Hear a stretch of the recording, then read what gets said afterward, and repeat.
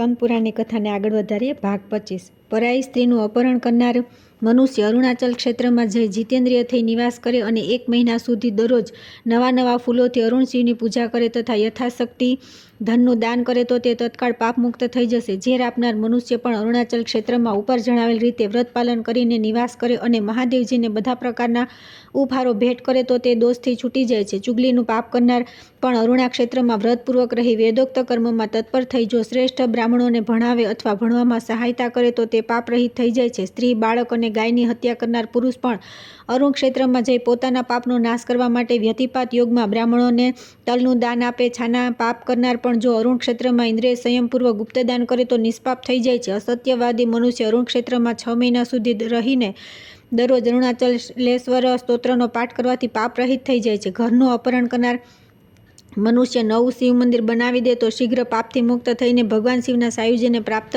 થાય છે. જો કોઈ અભિષ્ટ વસ્તુને માટે પ્રાર્થના કરાવી હોય તો પેદલ ચાલીને જ ભગવાન અરુણાચલની પ્રદક્ષિણા કરે. તેનાથી શુભ અભિષ્ટને અનાયાસે જ પ્રાપ્ત કરી શકે છે. છીંક આવવાથી, પગ લથડિયા ખાવાથી, પરવશ થવાથી, ખરાબ સ્વપ્ન આવવાથી અને પ્રેમની અધિકતા હોવાથી પણ વિદ્વાન પુરુષે ભગવાન અરુણ શંકરનું નામોચ્ચારણ કરવું જોઈએ. ગયા, પ્રયાગ, કાશી, પુષ્કર તથા સેતુબંધ તીર્થમાં મનુષ્યને જે પુણ્ય મળે છે તેનાથી પણ વિશેષ પુણ્ય અરુણ ક્ષેત્રમાં મળે છે. અરુણ ક્ષેત્રની પાસે કરેલા શાસ્ત્રોક્ત 16 પ્રકારના દાન 2 ગણું ફળ આપે છે.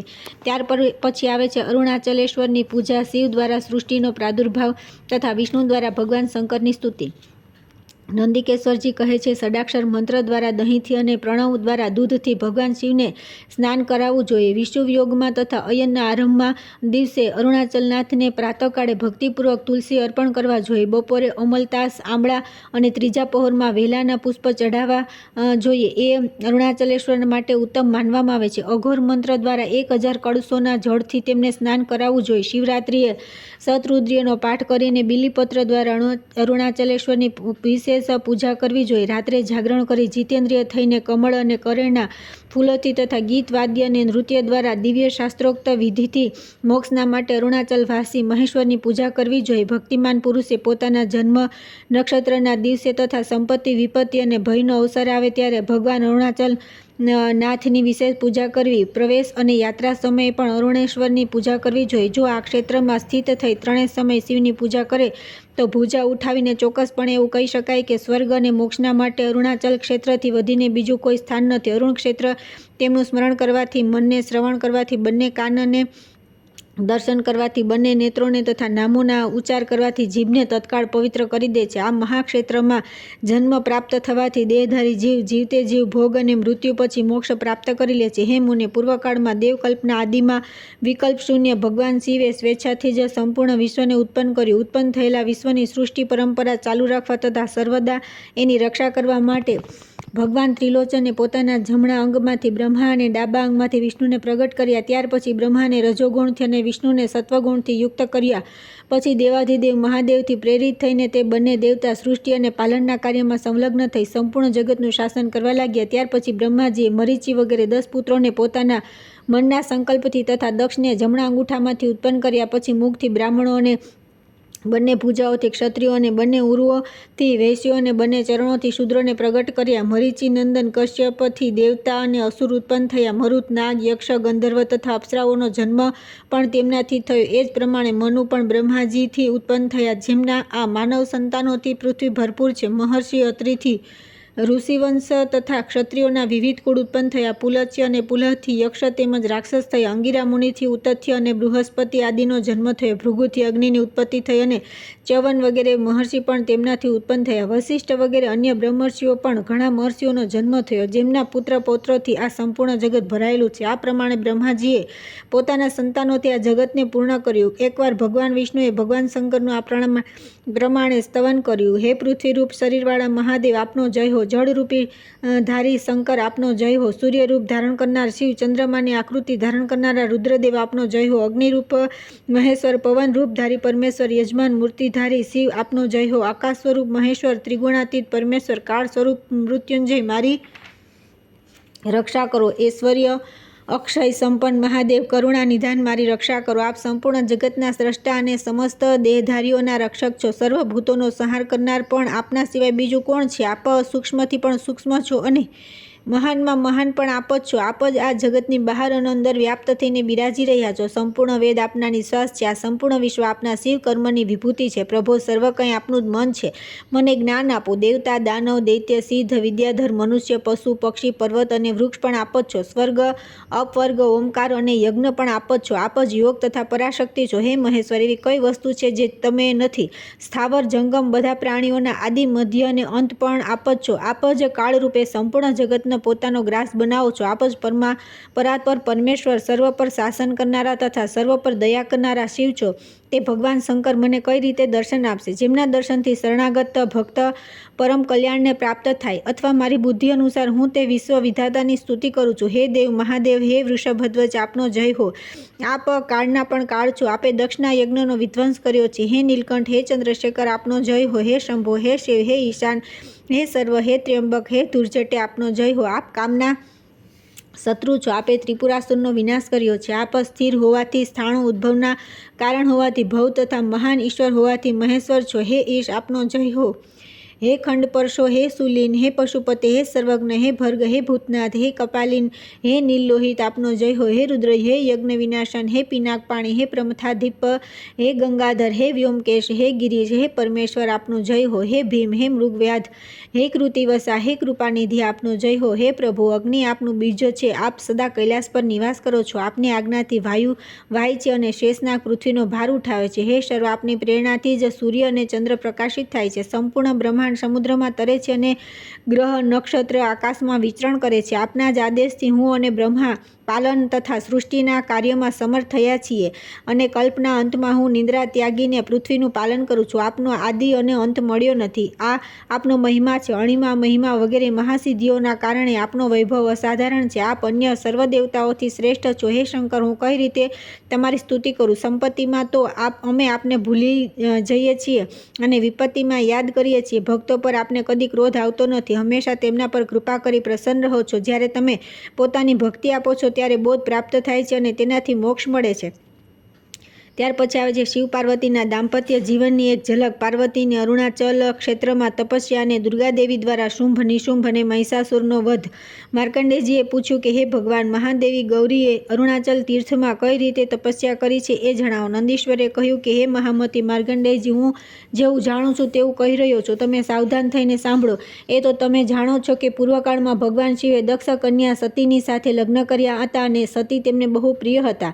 પછી જ્યારે તેમના પિતા દક્ષ પ્રજાપતિએ તેમના પતિ ભગવાન શંકરનો દ્રોહ કર્યો ત્યારે તેમણે કઈ રીતે ક્રોધિત થઈને યોગ શક્તિથી પોતાના શરીરનો ત્યાગ કરી દીધો એ વાત પણ તમે સાંભળી જ હશે. તે સમયે ભગવાન શિવની આજ્ઞાથી વીરભદ્રે જે દક્ષ યજ્ઞનો વિધ્વંસ કર્યો હતો તે મહાન ઇતિહાસ પણ તમે જાણતા જ હશો. ત્યાર પછી સતીદેવીએ ફરી ગિરિરાજ હિમવનના ઘરમાં જન્મ લીધો. તે સમયે તેમનું નામ ઉમા અને પાર્વતી પડ્યું. થોડા સમય પછી દેવી પાર્વતી સ્થાણુવનમાં ભગવાન શિવની એકાંત સેવા કરવા લાગ્યા, પરંતુ મહાદેવીએ તેમના તરફ રુચિ ન બતાવી અને કામદેવને કાલાગ્નિથી ભસ્મ કરી દીધો. ત્યારે પોતાના પ્રિય ગણોની સાથે ક્યાંક એકાંતવાસમાં રહેતા જીતેન્દ્રિય મહાદેવજીને ગૌરીદેવીએ વનવાસમાં રહીને તપસ્યા દ્વારા સંતુષ્ટ કર્યા. ત્યારબાદ તેમની સાથે લગ્ન કરી મહાદેવજીએ ઉમાની સાથે એકાંતમાં પ્રસન્નતાપૂર્વક રમણ કર્યું. તે સમયમાં શુંભ અને નિશુંભ નામના બે દૈત્યોએ બ્રહ્માજી પાસેથી એવું વરદાન પ્રાપ્ત કર્યું કે દેવતા, દાનવ અને મનુષ્યોમાં કોઈ પણ પુરુષના હાથે મારું મૃત્યુ ન થાય. તેના આ વચનને સાંભળીને બધા દેવતાઓ ધ્રુજી ઉઠ્યા. ત્યારે વિષ્ણુ વગેરે મહાદેવજીને પ્રાર્થના કરી. તેમની પ્રાર્થના સાંભળીને મહાદેવજી બોલ્યા, ડરો નહીં. યથાસમય એવો પ્રયત્ન કરવામાં આવશે જેથી તે બંને દાનવો માર્યા જાય. આમ કહીને ભગવાન શિવે દેવતાઓને વિદાય કરી દીધા અને સ્વયં પાર્વતી દેવીની સાથે પ્રસન્નતાપૂર્વક રહેવા લાગ્યા.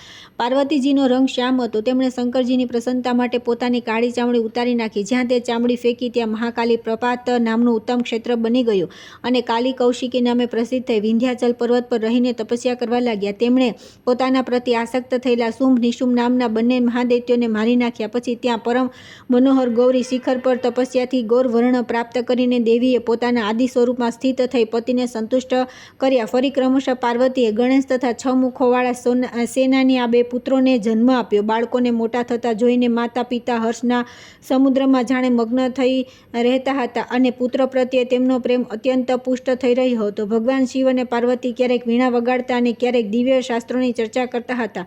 ક્યારેક મૈના અને ક્યારેક હિમવાન આ બંને દંપતીની પૂજા કરતા રહેતા હતા. આ પ્રમાણે ચરાચર જગતના માતા પિતા શિવ પાર્વતીએ મેરુ વગેરે પર્વતો પર રહીને દીર્ઘકાળ સુધી એકબીજાની સાથે અત્યંત સુખનો અનુભવ કર્યો. એક સમયની વાત છે, ગિરિરાજ કુમારી પાર્વતી અરુણાચલ પર્વત પર જઈને કોઈ આશ્રમ જોયો. ત્યાં કાગડા અને ઘુવડ, પોપટ અને બાજ, મૃગ અને વાઘ, હાથી અને સિંહ, મોર તથા સર્પ અને ઉંદર તથા બિલાડીઓએ પરસ્પર મિત્રતા સ્થાપિત કરી લીધી હતી તથા વૃક્ષોની વચ્ચેથી નીકળેલી રહેલો અત્યંત પવિત્ર ધુમાડો જ્યાં હોમેલા પુરોડાશની સુગંધ પ્રસરાવી રહ્યો હતો. તે આશ્રમ પર એક શ્રેષ્ઠ ઋષિ દેખાયા, જેઓ હાથના અગ્રભાગથી રુદ્રાક્ષની માળા જપી રહ્યા હતા. ત્યાં જઈને પાર્વતીએ તપોધનને પૂછ્યું કે તમે કોણ છો તથા શ્રેષ્ઠ પર્વત કયો છે જ્યાં તમે તપસ્યા કરો છો? તેઓ બોલ્યા કે હે દેવી, આ અરુણાચલ પર્વત છે જે સમસ્ત પુણ્યક્ષેત્રોમાં આદરણીય છે. હે ગૌતમ મુનિ છું અને તપસ્યા દ્વારા ભગવાન શિવની આરાધના કરું છું. આમ કહીને વિજયા વગેરે સખીઓના મુખેથી પાર્વતીનો પરિચય મળતા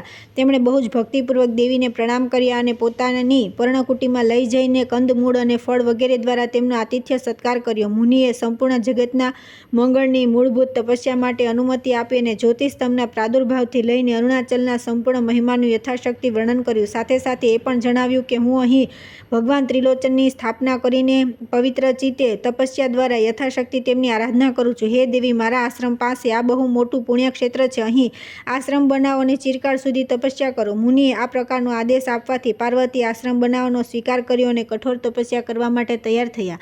અન્યાન્ય જીવોની આશ્રમની રક્ષા કરવા માટે વનવાસીની ઉમાએ સુભગા અને ધંધુમારીને પૂર્વ વગેરે દિશાઓમાં સ્થાપિત કરી. પછી સંપૂર્ણ તપોવનની રક્ષા કરવા માટે તેમણે પહેલા દુર્ગાજીને આદેશ આપ્યો, જેમનો પ્રયત્ન કદી નિષ્ફળ નથી થતો તથા જેઓ પાર્વતીજીની આજ્ઞાનું પાલન કરવામાં સમર્થ છે. ત્યાર પછી ઉમાએ મંદારના ફૂલ ગૂંથવા યોગ્ય પોતાની વેણી છોડીને તેને તપસ્યા માટે જટાભારના રૂપમાં પરિણિત કરી દીધા. હંસ છાપ કિનારીની હળવી સાડીને ઉતારીને વલ્કલ પહેરી લીધા. તેમણે દર્ભ અને બિલીપત્ર તોડ્યા તથા સવારે પવિત્ર નદીમાં સ્નાન કરી લાલ ચંદન મિશ્રિત જળ અને ફૂલથી સૂર્યનારાયણને વિધિપૂર્વક અર્ધ્ય આપ્યો. ત્યાર પછી પ્રદક્ષિણા કરી હજારો વાર પ્રણામ કર્યા પછી સ્વયં શાસ્ત્રોક્ત વિધિથી શિવલિંગની સ્થાપના કરી તેની વિધિપૂર્વક પૂજા કરી પાદ્ય અને અર્ધ્ય નિવેદિત કરીને ભગવાનનો અભિષેક કર્યો. ચંદન અને ફૂલ ચડાવ્યા તથા ધૂપ અને દીપ અર્પણ કર્યા. ત્યાર પછી પંચોપચારથી પુનઃ ભગવાન શિવના હૃદયાદિ 6 અંગોનું પૂજન કર્યું. આ પ્રમાણે એક દિવસનું પૂજન પૂરું કરીને દરરોજ તેઓ આ જ પ્રમાણે પ્રદક્ષિણા અને પ્રણામ વગેરે સહિત શિવજીની પૂજા કરવા લાગ્યા. શિવશાસ્ત્રમાં નિર્દેશિત વિધિ અનુસાર સૌભાગ્યપ્રદ દ્રવ્યોથી પૂજાના અંતમાં પ્રજ્વલિત અગ્નિમાં તેઓ આહુતિ આપતા હતા. કંદ, મૂળ, ફળ વગેરે સમસ્ત ઉપચારોનો સંગ્રહ કરીને તેઓ તેમના દ્વારા અતિથિઓનો સત્કાર કરતા હતા. ગ્રીષ્મ ઋતુમાં 5 પ્રદીપ્ત અગ્નિઓની વચ્ચે અંગૂઠા પર ઊભા રહેતા હતા. ઠંડીમાં સરોવરમાં ઊભા રહી ચંદ્રમાના અમૃતમય કિરણોથી પુષ્ટ થતા હતા. વરસાદની રાત્રિઓમાં સ્થિરતાપૂર્વક ઊભા રહી પાર્વતી એવા દેખાતા હતા જાણે વરસાદની ધારાઓ અને વાદળો સાથે વીજળી જ પ્રકાશિત થઈ રહી હોય. પોતાના મનોરથની સિદ્ધિ માટે તેઓ સખીઓની સાથે અરુણાચલની પ્રદક્ષિણા કરતા હતા. પંચાક્ષર જપ, શિવજીના સ્તોત્રોના પાઠ તથા મન દ્વારા અરુણાચલ પર્વત રૂપી મહાદેવજીનું ધ્યાન તથા સાષ્ટાંગ પ્રણામ કરવા તેમનો નિત્ય નિયમ હતો. આ પ્રમાણે તેમણે દીર્ઘકાળ સુધી તપસ્યા કરી. દરમિયાન દેવતાઓની અવહેલના તથા ઇન્દ્રના વૈભવનો વિધ્વંસ કરનાર મહિષાસુરે ક્યાંકથી એ સાંભળી કે અરુણાચલમાં પાર્વતી રહે છે. તેમને જોવા માટે કોઈ સેવિકાને મોકલી. મહિષાસુર વરદાનના પ્રભાવથી સંપૂર્ણ શસ્ત્રો દ્વારા અવધ્ય થઈ ગયો હતો. તે પાપી ધર્મમાર્ગનો નાશક તથા મુનિ પત્નીઓને પણ કલંકિત કરનારો હતો. બલપુલોમાં નમૂચી તથા વૃતાસુરથી પર તેનામાં વધારે બળ હતું. તેને મોકલેલી સેવિકા તપસ્વિનીનું રૂપ ધારણ કરી પાર્વતીની પાસે આવી અને સખીઓની સામે જ અનુનય વિનય સાથે આ પ્રમાણે બોલી, સુંદરી, તમે આ ભયંકર સ્થાનમાં કેમ રહો છો? તમને અહીં જોઈને મને દુઃખ થાય છે.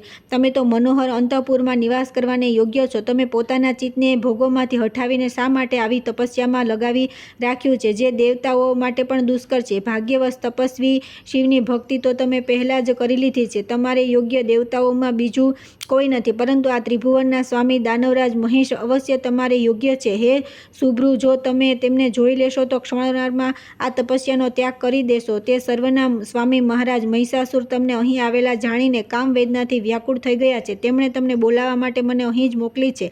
આ પ્રમાણે તે સેવિકા જ્યારે અત્યંત અસહ્ય ફાવે તેમ બોલવા લાગી ત્યારે દેવી પાર્વતીની માનસિક અવસ્થાને જાણી તેમની સખી વિજયાએ તેમને આશ્રમની બહાર કાઢી મૂકી. ત્યારે તેણે પોતાનું દૈત્ય રૂપ પ્રગટ કરીને અત્યંત રોષપૂર્વક પાર્વતીને લઈ જવાની પ્રતિજ્ઞા કરી અને ઘેર જઈને મહિષાસુરને બધા સમાચારોથી વાકેફ કર્યા અને તે પણ ત્યાંની બધી વાતો સાંભળીને ક્રોધિત થઈ ગયો અને અત્યંત લાલ આંખો કરીને કરોડો દૈત્યો સાથે પાર્વતી દેવીને પકડીને લઈ જવા માટે આવ્યો. રથ, હાથી, ઘોડા અને પાયદળ આ ચતુર્ંગની સેના સાથે તેણે પૃથ્વીને અને રથની ધજાઓથી આકાશને ઢાંકી દીધું. દૈત્યોના પગ પ્રહારથી પૃથ્વી ફાટવા લાગી. કરાલ, દુર્ધર, વિચક્ષણુ, વિકરાલ, વાલ્કસ, દુર્મુખ, ચંડ, પ્રચંડ, અમરાસુર, મહાહનુ, મહામૌલી, ઉગ્રાસ્વી, વિકટેક્ષણ, જ્વાલાસ્ય અને દહન આ સેનાપતિ પણ યુદ્ધના માટે આવી ચડ્યા. આ ઘોંઘાટ સાંભળી પાર્વતી દેવી પોતાની તપસ્યામાં વિઘ્ન પડવાથી આશંકાથી દુર્ગાદેવીને દૈત્યોના સંહાર માટે આદેશ આપ્યો. દુર્ગાદેવી અરુણાચલની એકાંત ગુફામાં સિંહ પર આરૂઢ થઈને પોતાના હાથમાં પ્રદીપ્ત અસ્ત્ર ધારણ કરીને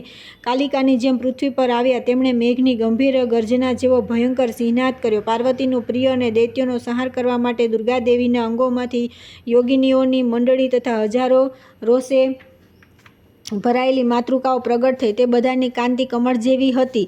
તેમણે વાઘ પર સવાર થઈને રણમાં જવા પ્રસ્થાન કર્યું. તેમની સાથે ઘર ઘર શબ્દ કરનારા અનેક ગણ તથા અસ્ત્ર શસ્ત્ર ધારણ કરનારી કરોડો માતૃકાઓ પણ હતી. ચંદ્રમા જેવી ગોર વર્ણ વાળી તે માતૃકાઓએ આશ્રમની બહાર પહોંચીને તુરત 64 કરોડ દૈત્યોને ઘેરી લીધા. ત્યાર પછી યોગીની મંડળ તથા દાનવ સેના વચ્ચે ઘોર યુદ્ધ થવા લાગ્યું, જે સમસ્ત પ્રાણીઓ માટે ભયંકર હતું. યોગિનીઓના છોડેલા બાણોથી દૈત્યોના માથા કપાઈને પૃથ્વીને આચ્છાદિત કરવા લાગ્યા. થોડી જ વારમાં લોહીની નદીઓ વહેવા લાગી. કેટલાક દૈત્યો દંડાઓથી, કેટલાક ત્રિશૂળોથી, કેટલાક શક્તિઓથી, કેટલાક વજ્રોથી અને કેટલાક યોગિનીઓની તલવારોથી મોતને ઘાટ ઉતરી ગયા. આ પ્રમાણે માર્યા ગયેલા દાનવો સેનાપતિ વિનાના સૈનિકોની જેમ સર્વથા નષ્ટ થઈ ગયા. ચામુંડાએ ચક્રના અગ્રભાગથી ચંડમુંડના મસ્તકને કાપી નાખ્યા. આ બે દૈત્યોના સંહાર કરવાથી તેમનું આ ચામુંડા નામ પ્રસિદ્ધ થયું. ત્યારે મહિષાસુરે ક્રોધિત થઈ દેવી પર આક્રમણ કર્યું. તે સમયે પ્રચંડ, ચામર, મહામૌલી, મહાહનુ, ઉગ્રાસ્ય, વિકટાક્ષ, જ્વાલસ્ય તથા દહન પણ તેની પાછળ પાછળ ચાલ્યા. જેમ કાલનેમી વગેરે અસુર વિપ્રચિતની પાછળ ચાલે છે તે બધા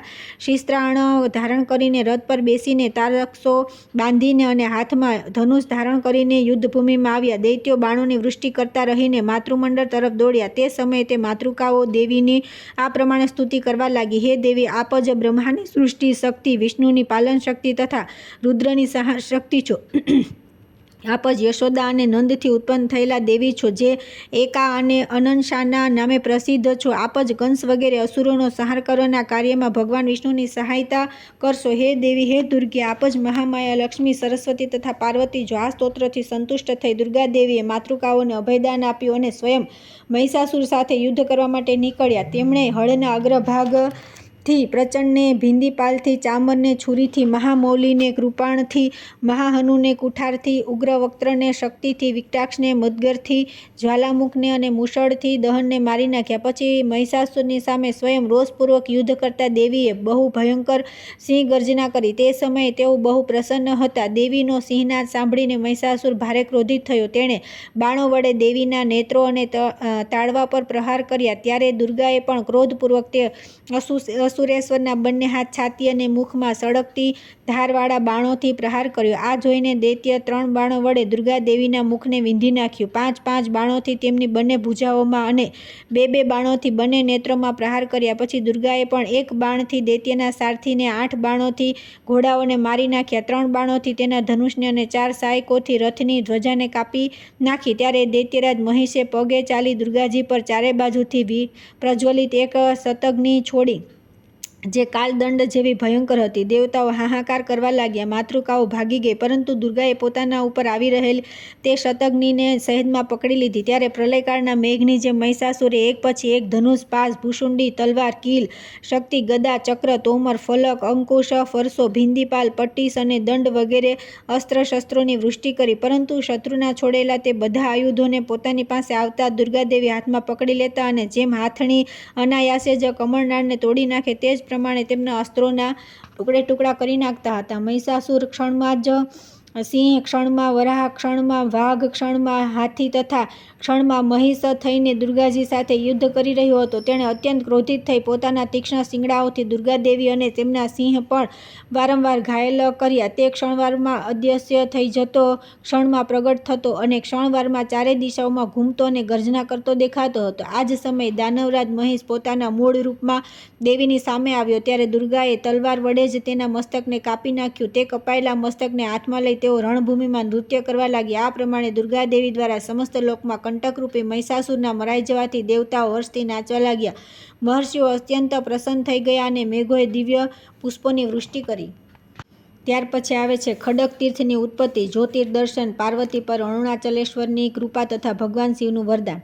માર્કંડેયજી બોલ્યા કે હે પ્રભુ, આ પ્રમાણે ભદ્રકાલી દ્વારા મહિષાસુરના મરાઈ જવાથી તપસ્યામાં લાગેલા ગિરિરાજ નંદીની પાર્વતીએ શું કર્યું? નંદિકેશ્વર કહ્યું કે હે મુને, ત્યાર પછી દુર્ગાદેવી એક હાથમાં દૈત્યનું મસ્તક લઈ બીજા તલવારયુક્ત હાથથી ગૌરીદેવીને પ્રણામ કર્યા. હર્ષથી નૃત્ય કરતા દુર્ગાને દયા દ્રષ્ટિથી જોઈ પાર્વતીએ પોતાના તેજસ્વી દાંતના કિરણોથી આકાશમાં પ્રકાશ પાથરતા તેમને આ પ્રમાણે કહ્યું કે હે વિંધ્યવાસિની, તમે અત્યંત દુષ્કર પરાક્રમ કર્યું છે. તમારા પ્રભાવથી મારી તપસ્યાનું વિઘ્ન દૂર થઈ ગયું. હે દેવી, તમારું ચરિત્ર અતિ પવિત્ર છે. તમે પોતાના હાથમાં મહિષાસુરનું અપવિત્ર અને બિહામણું માથું લઈ રાખ્યું છે. તેને ફેંકી દો અને નવું પાપનાશક તીર્થ ઉત્પન્ન કરો, જેમાં સ્નાન કરવાથી પાપોનું પ્રાયશ્ચિત થશે. ગૌરીદેવીના આ પ્રમાણે કહેવાથી પાપની આશંકાવાળી સામર્થ્યશાળીની દુર્ગાએ પોતાની તલવારથી એક શિલાને ચીરી નાખી. તે પથ્થર પાતાળ સુધી છિદ્રયુક્ત થઈ ગયો. ત્યાર પછી ત્યાંથી અત્યંત નિર્મળ પરમ પવિત્ર તરંગો સાથે જળ ઉપર આવ્યું. તે પાવન અને ગંભીર જળમાં દુર્ગાદેવીએ નમઃ શોણાદ્રીનાથાય આ ઉત્તમ મંત્રનું ઉચ્ચારણ કરી ડૂબકી મારી. એટલામાં જ મહિષાસુરના કંઠમાં સ્થિત શિવલિંગ ત્યાંથી ખસીને જળના કિનારે સ્વયં પ્રતિષ્ઠિત થઈ ગયું અને પાપનાશન નામથી પ્રસિદ્ધ થયું. ત્યાર પછી તીર્થના જળથી સમસ્ત પાપ ધોવાઈ જતા દુર્ગાદેવી બહાર આવ્યા. પછી તેમના હાથમાંથી મહિષાસુરનું મસ્તક નીચે પડી ગયું. ત્યાર પછી કાર્તકની પૂર્ણિમાએ રાત્રિના સમયે અરુણાચલના શિખર પર કોઈ અપૂર્વ જ્યોતિ દેખાવા લાગી. ઈંધણ, તેલ અને રૂની વાટ વિના જ પ્રગટેલા તે મહાદીપકને જોઈને પાર્વતીને ભારે આશ્ચર્ય થયું.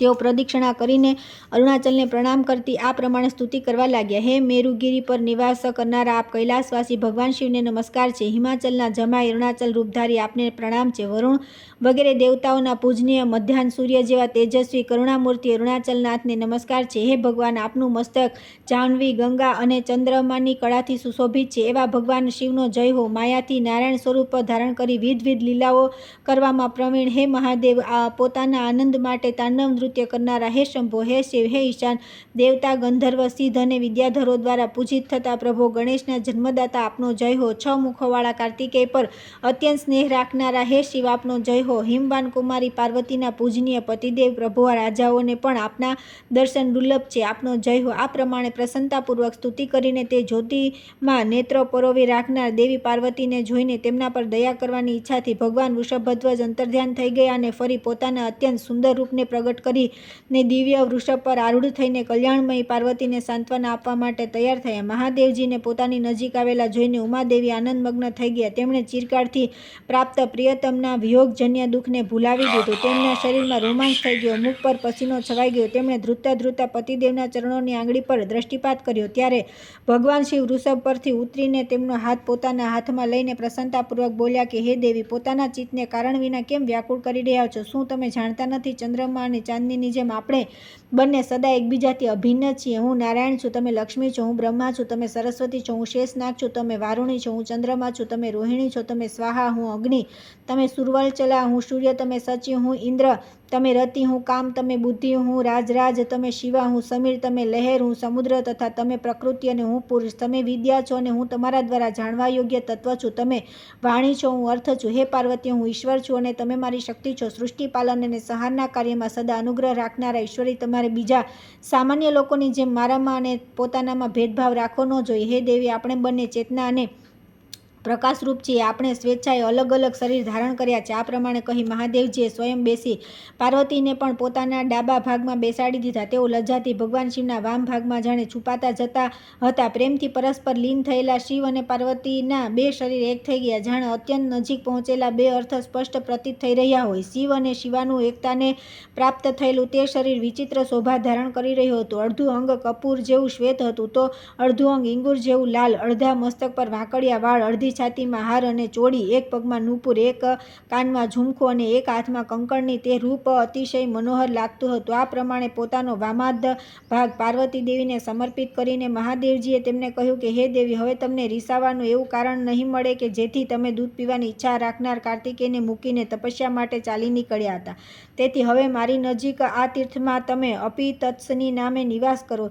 હે દેવી, અપિતત્સની નામથી તમારી અને અરુણાચલેશ્વરની નામથી મારી આરાધના કરીને બધા લોકો ભોગ અને મોક્ષનું સુખ પ્રાપ્ત કરે. તમારા અંશથી ઉત્પન્ન થયેલી આ મહિષાસુર મર્દિની દુર્ગા અહીં સાધના કરનાર મનુષ્યોને મંત્રસિદ્ધિ પ્રદાન કરશે. આ પવિત્ર ખડક તીર્થમાં એક જ વાર ડૂબકી મારવાથી મનુષ્યના સર્વ રોગોને હરી લેનારું અને સર્વ પાપનાશક થાવ. આ પાપનાશક ભગવાન અરુણાચલનાથ પોતાનામાં શ્રદ્ધા અને ભક્તિ રાખનાર મનુષ્યોને સદા ઐશ્વર્ય પ્રદાતા થાવ. હે દેવી, આ ગૌતમ મુનિ તમારા કૃપાપાત્ર છે. તેથી જ્યાં સુધી ચંદ્રમા અને તારાઓ સ્થિત રહે ત્યાં સુધી એ સર્વલોકમાં પોતાની તપસ્યાને અનુરૂપ ફળ પ્રાપ્ત કરે. આ સાતે લોકની એકમાત્ર જનની સાથે માતૃકાઓ સંસારને વૈભવ પ્રદાન કરવા માટે આજથી આ તીર્થમાં નિવાસ કરે. શાસક, ભૈરવ, ક્ષેત્રપાલ અને બટુક પણ આ અરુણા ક્ષેત્રમાં જ નિત્ય નિવાસ કરે. હું પણ તમારી સાથે અરુણ નામ ધારણ કરીને અરુણાચલ ક્ષેત્રમાં નિવાસ કરીશ. તેથી આ અરુણાચલ ક્ષેત્ર સર્વ પ્રકારની સિદ્ધિઓ સુલભ થશે. જે ગિરિરાજ નંદિની પાર્વતી દ્વારા અરુણાચલેશ્વરને પ્રસન્ન કરનારા આ પાવન પ્રસંગને સાંભળે છે તે કામ, ક્રોધ વગેરે શત્રુઓનો નાશ કરી અનાયાસ સુલભ સ્વર્ગ અને મોક્ષને પ્રાપ્ત કરી લેશે.